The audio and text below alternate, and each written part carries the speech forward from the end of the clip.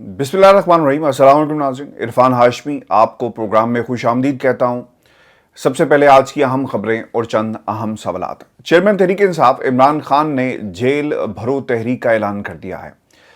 ये तहरीक क्यों चलाई जा रही है, इसका बुनियादी मकसद क्या है और क्या पाकिस्तान तहरीक इंसाफ मुमकिना अहदाफ हासिल कर पाएगी, इस पर तफसील से हम बात करेंगे। और फिर व्यूअर्स आपको बताएं कि आइन की बड़ी खिलाफ वर्जी हुई है और सुप्रीम कमांडर अब एक बड़े एक्शन के लिए तैयार हैं।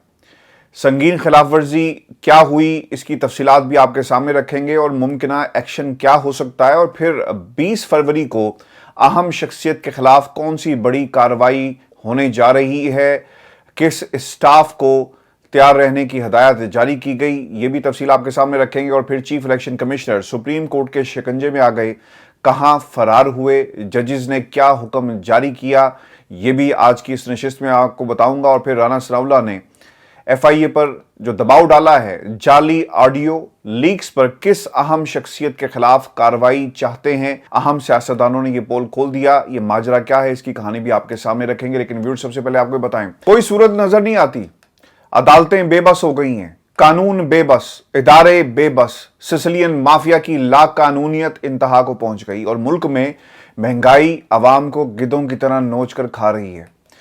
इमरान खान ने अदलिया और कानून नाफिज करने वाले इदारों को शर्म दिलाने के लिए बुध से मुल्क भर में जेल भरो तहरीक का ये ऐलान किया है।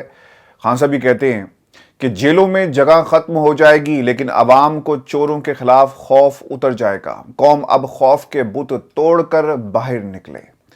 खान साहब ने ये जो फैसला किया है, अब सबसे बड़ा सवाल ये पैदा होता है कि जेलें कैसे भरी जाएंगी।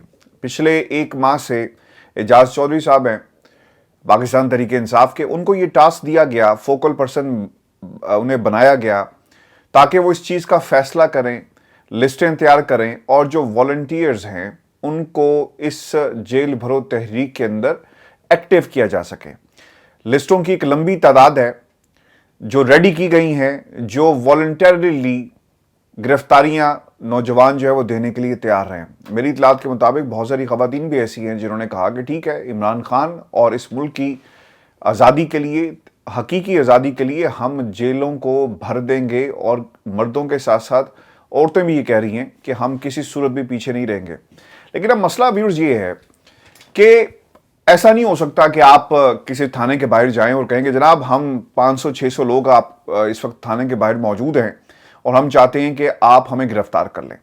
इसके लिए या तो आपको कोई कानून तोड़ना पड़ेगा, या फिर जब ये लोग थानों के बाहर जाएंगे, क्योंकि अगर आप पाकिस्तान मुस्लिम लीग नून इंपोर्टेड हुकूमत के लोगों की बातें सुने तो ये कहते हैं कि ठीक है भाई, हम तुम्हारा ये शौक भी पूरा कर देंगे। तो अगर 300-400 अफराद किसी भी थाने के बाहर पहुंच जाते हैं और वो सरेंडर करते हैं किसी भी SHO के सामने, तो फिर आपको कोई ना कोई वजह बतानी पड़ेगी कि जनाब आपको क्यों गिरफ्तार किया जाए। क्योंकि कानून जब तक ना तोड़ा जाए, कानून हरकत में नहीं आता, या फिर जाली मुकदमात जो हैं वो भी किसी के कहने पर बनाए जाते हैं। अब मसला यहां पर यह है कि जब ये लोग थानों के बाहर पहुंचेंगे तो क्या कन्फ्रंटेशन हो सकती है, कार्य सरकार के मुकदमात दर्ज किए जाएंगे।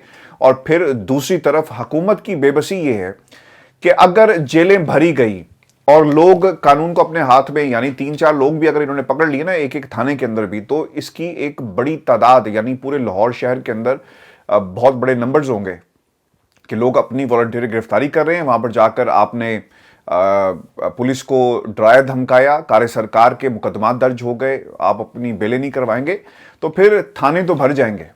और फिर पूरे लाहौर के अंदर, और फिर जिस तरह ये तहरीक आगे बढ़ती जाएगी, एक कन्फ्रंटेशन और हुकूमत के ऊपर दबाव तो आएगा। अब सबसे बड़ा सवाल ये है कि लोग ये कहते हैं कि हाँ साहब खुद तो बैठे हुए बंकर के अंदर, लेकिन लोगों को कह रहे हैं गिरफ्तारी।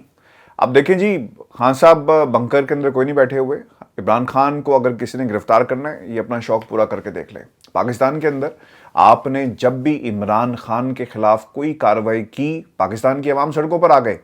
और अब जो गम गुस्सा है ना, ये डबल ट्रिपल हो चुका है।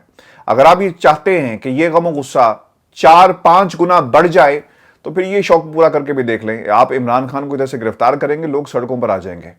और वो लोग जो समझते हैं कि इमरान खान को गिरफ्तार करने से उनका सियासी कद اور جو ان کی اوپر جتنے بھی الزامات ہیں یا ان کے جرائم کی جو لمبی فہرست ہے وہ ختم ہو جائے گی، تو ایسا نہیں ہوگا، کاٹا نہیں لگے گا، بلکہ عمران خان کی مقبولیت میں 6 گنا اضافہ ہو جائے گا۔ میری کچھ لوگوں سے نون لیگ کے اندر بات ہوئی، بڑے سینئر لوگ ہیں، اور وہ اپنی قیادت کو سمجھا رہے ہیں کہ خدا کے لیے ہوش کے ناخن لو، اگر تم نے عمران خان کو گرفتار کیا تو اس کی مقبولیت میں اضافہ ہوگا اور ہمیں الٹا نقصان ہوگا، اور اگر ہم نے عمران خان کو گرفتار کر لیا تو سیاسی طور پر ہم بہت پیچھے چلے جائیں گے۔ پہلے تو ڈار صاحب کی پالیسیز ہمیں سنبھلنے نہیں دے رہی، اور پھر عمران خان کی گرفتاری، پریشر، عدالتوں کے آپ نے محاذ کھول دیے، عدلیہ کی آڈیو ویڈیوز لیک ہو رہی ہیں، نون لیگ کہتی ہے کہ کارروائی کرو، اور پھر سپریم کورٹ سے یا عدالتوں سے آپ کس طرح جا کر اپنے جو فیصلے ہیں مرضی کے کروائیں گے؟ یہ بھی یاد رکھیں کہ انہی عدالتوں نے نواز شریف کو کلین چٹ دینی ہے، مقدمات انہی عدالتوں کے سامنے آنے ہیں۔ جب جج کے خلاف کارروائی ہوگی نا تو دوسرے اس کے پیٹی بھائی بھی سوچیں گے کہ یار دیکھو ہمارے ججوں کی آڈیو ویڈیوز نکالتے ہیں، تو پھر وہ ججز جنہوں نے کچھ نہیں بھی کیا یا کہیں کچھ کیا بھی تو وہ بھی چکنے ہو جائیں گے کہ یار کچھ اداروں نے شاید ہماری بھی آڈیوز جو ہے وہ کنٹرول کی ہوں۔ تو یہ ایک بہت بڑی جنگ جو ہے وہ بن جائے گی، یہ کہنا ہے پاکستان مسلم لیگ نون کے اندر لوگوں کا، اور وہ یہ کہتے ہیں کہ آپ انتخابات کی طرف جائیں، اور اس طرح اگر آپ سیاست کے اوپر راج کرنا چاہتے ہیں تو یہ شاید آسان نہیں ہوگا۔ ویورز آپ کو بتاتے چلیں، خان صاحب یہ کہتے ہیں کہ جب ہم نے اسمبلیاں تحلیل کی تو آئین واضح تھا کہ 90 دن میں الیکشن ہونے ہیں، 90 دن کے ایک روز بعد بھی نگران حکومت غیر آئینی ہو جائے گی، یعنی 90 دن آپ نے ادھر کراس کیے، آئین شکنی جو ہے وہ شروع ہو جائے گی، اور اس پر چیف الیکشن کمشنر کا کردار جو سامنے آ رہا ہے اسے 90 دن کا معلوم ہے۔ دونوں گورنرز اور الیکشن کمیشن نے اس پر عمل نہیں کیا۔ الیکشن کمشنر بے بسی کے ڈرامے کر رہا ہے، کہتا ہے کہ بجٹ نہیں مل رہا، سیکیورٹی نہیں مل رہی، فوج تعاون نہیں کر رہی، ادارے تعاون نہیں کر رہے۔ موجودہ حکومت نے آئی ایم ایف کے نام پر مہنگائی کر دی اور عوام پر مہنگائی کا بم گرا دیا۔ جب صنعت تباہ ہے، زراعت تباہ ہے، تو قرضے کیسے واپس لیں گے؟ میں اس پر بھی آتا ہوں، لیکن جو الیکشن کمیشن کا ڈرامہ ہے نا، اب اس کا ڈراپ سین ہونے کا وقت آ گیا ہے، کیونکہ پاکستان کی عدالتیں ایکٹیو ہو گئی ہیں، ان کو ہوش آ گیا ہے۔ سویا ہوا محل اب سپریم کورٹ آف پاکستان یا کوئی عدالت ہے وہ اپنا اصل چہرہ ان کو دکھانے کے لیے بالکل تیار بیٹھی ہے، اور کچھ فیصلے بھی آئے ہیں، ایک خط بھی لکھا گیا۔ یہ کیا کاروائی تیار ہو رہی ہے آگے چل کر میں آپ کے سامنے رکھتا ہوں، لیکن ویورز یہ جو معیشت کا معاملہ ہے نا، یہ اب کسی سے کنٹرول نہیں ہوگا، یاد رکھیں، اور اس معیشت کو کنٹرول کرنے کے لیے آپ کو اپنی اوپر ایک کنٹرول جو ہے وہ لاگو کرنا ہوگا، یعنی امپورٹڈ حکومت کو۔ خان صاحب یہ کہتے ہیں کہ اگر کسی کا خیال ہے کہ کوئی بڑا قابل معیشت دان آ کر اس ملک کو معاشی بحران سے نکال لے گا، ملک کے اندر گڈ گورننس ہی نہیں ہے، تو معیشت دان کیا کر سکتا ہے؟ دیکھیں کسی بھی ملک کے اندر نا جب آپ پالیسیز بناتے ہیں تو وہاں کے حالات دیکھے جاتے ہیں، وہاں کی زراعت کی سچویشن دیکھی جاتی ہے، وہاں پر جو نیچرل ریسورسز ہیں ان کو دیکھا جاتا ہے، انڈسٹری کو دیکھا جاتا ہے، کس قسم کا آپ خام مال باہر بھیج سکتے ہیں، یعنی آپ کی کیپیسٹیز کیا ہیں، کیپیبلٹیز کیا ہیں، نیچرل ریزروز آپ کے پاس کس قسم کے موجود ہیں جن کو آپ بیچ کر زر مبادلہ پلس کر سکتے ہیں۔ پاکستان کے بینکس کس قسم کا رجحان رکھتے ہیں، ہمارے قرضوں کی کیا پوزیشن ہے، یہ تمام فیکٹرز کو دیکھ کر کوئی بھی پالیسی بنائی جاتی ہے۔ تو معیشت دان جو لائے گئے انہوں نے پہلے 8-9 ماہ اپنے گھروں کو بھرا، اپنے کیسز کو ختم کیا، اور آج وہ کہتے ہیں کہ جو کچھ کیا ہے نا وہ عمران خان کا ہے، یعنی اگلے 2 سال بھی ان کی حکومت رہے گی نا تو وہ یہ کہیں گے کہ جناب ہمارا قصور نہیں ہے، آج مہنگائی ہے تو یہ پاکستان کی عوام پر عمران خان نے یہ سب کچھ کیا۔ آئی ایم ایف میں خان صاحب بھی گئے تھے اگر آپ کو یاد ہو، 2.5 سال آئی ایم ایف کے پروگرام میں رہے اور عمران خان نے پاکستان کی عوام پر بوجھ نہیں ڈالا، اور ان کو چکر دیا، اور چکر وہ پاکستان کی عوام کے لیے دیا۔ آپ کس قسم کی پالیسیز کی بات کرتے ہیں جو عوام دوست نہیں ہے، وہ آئی ایم ایف دوست ہے، اور یہ جو چھری پاکستان کی عوام کی گردن پہ چل رہی ہے اس کا جواب کون دے گا؟ خان صاحب یہ بھی کہتے ہیں کہ لوگوں کو ان کے اپنے ڈالرز بینکوں سے نہیں مل رہے، اب کون باہر سے پیسہ لے کر آئے گا؟ یہ آج آئین کی اتنی بڑی خلاف ورزی کی جا رہی ہے کہ الیکشن سے بھاگ رہے ہیں، الیکشن سے نہیں آئے، یہ آکشن سے آئے، اور نگران حکومت تو غیر جانبدار ہوتی ہے، لیکن ہماری سخت مخالف نگران حکومت بنائی گئی، آصف علی زرداری کے لوگوں کو پنجاب حکومت میں بٹھایا گیا، ہمارے خلاف جو افسر تھے انہیں پنجاب میں تعینات کر دیا گیا، اور پھر یہ کہتے ہیں کہ پاکستان کے اندر حالات جو ہیں وہ عمران خان نے خراب کیے۔ फिर एक बहुत ही इंपॉर्टेंट नुकता आज उन्होंने उठाया कि अली शाही जो हमारी पार्टी का एमपीए था, chief justice Lahore high court के दामाद है, उसके खिलाफ केस बनाया और अब इसे नैब में बुलाया जा रहा है। उस्मान डार को फंसाने के लिए एक आदमी को पकड़ा, इस पर तशद्दुद करके उस्मान डार के खिलाफ बयान पर दस्तखत कराए।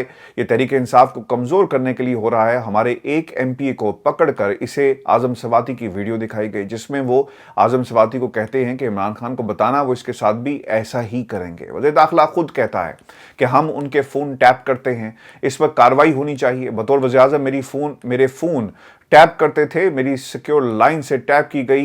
मैं अदलिया से कहता हूं कि आपके फैसलों पर अमल नहीं होता, जजेस को ब्लैकमेल किया जा रहा है और मुल्क में ये कानून की आज़ादी की जंग है। ये पाकिस्तान के अंदर हो रहा है। मैं आपको क्यूबा या ब्राज़ील के किस्से नहीं सुना रहा, ये मैं आपको पाकिस्तान की हकीकत बता रहा हूं कि वहां पर अदलिया को किस तरह कंट्रोल करके अपनी मर्जी के फैसले व्यूअर्स जो है वो लिए जा रहे हैं। व्यूअर्स, दूसरी जो अहम खबरें आपको बता दें कि सदर आरिफ अलवी साहब की तरफ से खत लिखा गया है और एक अहम कार्रवाई का फैसला कर लिया गया है और खान साहब ने 2 रोज़ कबल टेलीफोनिक राब्ते के जरिए सदर मुमलिकत आरिफ अलवी को यह आगाह किया था कि हुकूमत अदालतों और इलेक्शन कमीशन के जरिए इलेक्शन की तारीख ना देकर खुलेआम आइन की खिलाफ वर्जी कर रही है। और फिर इसमें 57 सेक्शन है जिसका हवाला दिया गया है। एक दरखास्त भी हाई कोर्ट के अंदर मौजूद है कि सदर आरिफ अलवी साहब जो हैं वो तारीख दे सकते हैं। खान साहब ये कहते हैं कि सदर जो हैं पाकिस्तान के, चूंकि बतौर सुप्रीम कमांडर हैं इदारों के और इसके अलावा रियासत के सरबराह हैं, आइन पर अमल दरामद की ये जिम्मेदारी अब उनकी है, इसलिए अपना किरदार अदा करें। और सदर ने कप्तान की बात से इत्तफाक कर लिया और आज फिर इस पर अमल दरामद जो है शुरू हो गया। सदर आरिफ अलवी ने ख़त का जवाब ना देने पर इलेक्शन कमीशन से नाराज़गी का इजहार भी किया और कहा कि इलेक्शन पर मुशावरत के लिए चीफ इलेक्शन कमिश्नर को एक और ख़त लिख दिया और सदर मुमलिकत की जानिब से इलेक्शन कमीशन की बेहिसी पर नाराज़गी का इजहार करते हुए कहा गया कि इलेक्शन कमीशन ने अभी तक पहले ख़त का जवाब क्यों नहीं दिया। जवाब तो दो ना भाई, तुम सदर पाकिस्तान से बात कर रहे हो, किसी any Tom Dick and Harry से बात नहीं कर रहे, जवाब आपको देना पड़ेगा। और आइनी जिम्मेदारी की बात हो रही है, एहसास दिलाने की बात हो रही है, वो अपने घर के किसी काम के लिए आपको ख़त नहीं लिख रहे। सदर आरिफ अलवी साहब का ये भी कहना है कि अहम मामले पर इलेक्शन कमीशन के अफसोसनाक रवैये से बहुत ही मायूसी हुई। चीफ इलेक्शन कमिश्नर को अपने दफ्तर में एक्शन पर मुशावरत के लिए हंगामी मुलाकात के लिए मदऊ करता हूं और chief election commissioner Sikandar Sultan Raja को 20 फरवरी को ऐवान सदर में सेक्शन 57A के तहत इंतखाबात के हवाले से मुशावरत के लिए ये दावत दी गई है। आप देखते ही हैं कि सदर साहब के पास जब ये पहुंचेंगे तो किस किस्म का रवैया ये अपनाते हैं, किस किस्म की ये गुफ्तगू करते हैं। और फिर सबसे जो अहम बात यह है कि व्यूअर्स, अगर इलेक्शन कमीशन इस मौके पर भी तारीख का ऐलान नहीं करता तो फिर सदर आरिफ अलवी साहब के पास जो इस्तेहकाक है, जो पावर्स हैं, वो उन्हें इस्तेमाल करेंगे और फिर दोनों सूबों के अंदर बाकायदा तारीख का ऐलान किया जा सकता है। यानी गवर्नर्स पीछे रह जाएंगे। That will be become a president according to law between the president and election commissioner of Pakistan. और ये वो इख्तियारात हैं जिनको सदर आरिफ अलवी साहब जो हैं वो इस्तेमाल करने जा रहे हैं। तो ये इस वक्त की सूरत हाल है। और व्यूअर्स, आपको ये भी बताते चलें कि जो तीसरी खबर है वो हमारी इंतखाबात की तारीख ना देने पर ये जो सुप्रीम कोर्ट ऑफ पाकिस्तान के अंदर एक बहस भी हुई और ये मामला सुप्रीम कोर्ट ने, यानी 2 जज साहिबान ने इसे चीफ जस्टिस ऑफ पाकिस्तान को भिजवा दिया कि वो इसके ऊपर अलग से बेंच तश्कील दें और फिर तारीख का जो है बाकायदा ऐलान किया जा सके। अच्छा व्यूअर्स, इसमें एक तो सुप्रीम कोर्ट में CCPO लाहौर हैं गुलाम महमूद डोगर, इनके तबादले के हवाले से जो दरख्वास्त आई थी, इसको एक तो इसका जायज़ा लिया गया और फिर मुशावरत ना करने पर उनकी जो दरख्वास्त थी उसे कबूल कर लिया गया और उन्हें बहाल जो है वो कर दिया गया है कि भाई ये ट्रांसफ़र नहीं हो सकती। इसमें सुप्रीम कोर्ट ने रिमार्क्स क्या दिए। सुप्रीम कोर्ट ये कहती है कि 90 दिन में जो इंतखाबात हैं वो होना है और हर गुजरते वक्त के साथ साथ 90 दिन ख़त्म हो रहे हैं। इलेक्शन कमीशन आखिर कर क्या रहा है? इलेक्शन कमीशन का वाहिद काम इंतखाबात कराना है और इसलिए मजीद वक्त मांग रहा है। सुप्रीम कोर्ट में साबिक CCPO की ये ट्रांसफ़र की केस की समाअत थी जिसमें ये रिमार्क्स दिए गए और इस पे ये भी बहुत अहम नुकता है जो सेक्रेटरी कमीशन ने कहा कि मुझे बुनियादी कानून मालूम है। इस पर जस्टिस एजाज साहब ने, यानी वहाँ पर थोड़ी सी तल्ख कलामी हुई है, इनकी तरफ से बार बार पोज किया जा रहा था ना, जिसे हम अक्सर कहते हैं ना कि भरम दिखाए जा रहे थे, तो उन्हें भरम दिखाए। ये सेक्रेटरी इलेक्शन कमीशन है जी उमर हमीद साहब, बाबू लोग हैं और ये समझते हैं कि आप अगर बाबू हैं तो आप वक्त की अदालत भी होगी तो आप उसके साथ जो मर्जी करें, क्योंकि सेक्रेटरीज जितने हैं ना आजकल इन्हें किसी न किसी की आशीर्वाद हासिल है बड़े पावरफुल लोगों की, और उस तनाजुर में ये सारी बातें करते हुए नजर आते हैं। अच्छा, इन्होंने क्या काम किया अदालत के अंदर, ये बार बार ना जस्टिस मुनीब साहब को ना टोक रहे थे, वो गुफ्तगू करते, ये बोलना शुरू कर देते, तो जस्टिस मुनीब साहब ने ये कहा कि गुस्से का इजहार करते हुए कहा कि आप मुझे दौरान गुफ्तगू टोकने की जुर्रत मत करें, जब मैं बात कर रहा हूँ आप खामोश रहेंगे।